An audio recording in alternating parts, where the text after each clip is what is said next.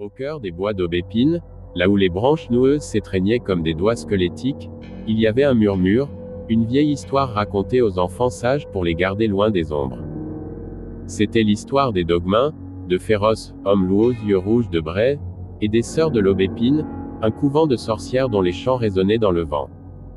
Elara était une jeune femme intrépide, dont la curiosité était plus forte que la peur. Une nuit de pleine lune, elle s'aventura dans ces bois, la lueur de sa lanterne vacillant comme son courage.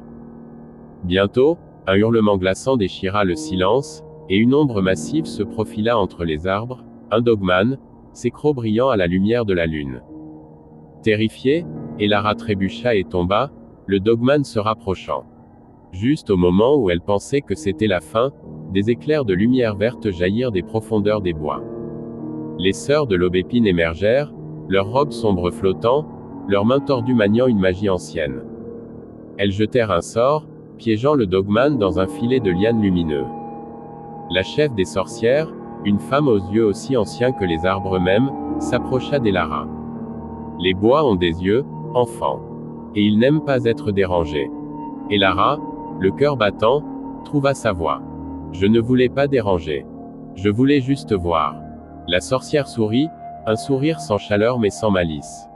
Voir est une chose, comprendre en est une autre. Ce dogman n'est pas le monstre que tu crois.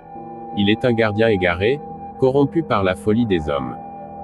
Les sorcières continuèrent leur rituel, et le dogman commença à changer, sa forme bestiale s'adoucissant en celle d'un homme épuisé. Elara regarda avec émerveillement.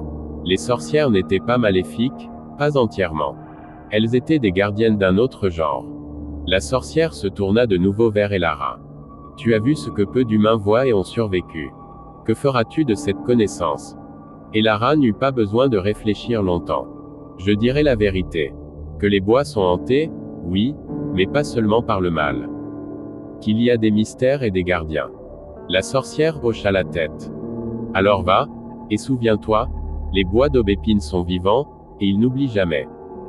Elara retourna au village, une nouvelle sagesse dans le cœur. Elle n'avait pas simplement vu des monstres et des sorcières, elle avait vu l'équilibre fragile entre le bien et le mal, la lumière et l'obscurité, qui dansaient éternellement sous la canopée des bois d'aubépine.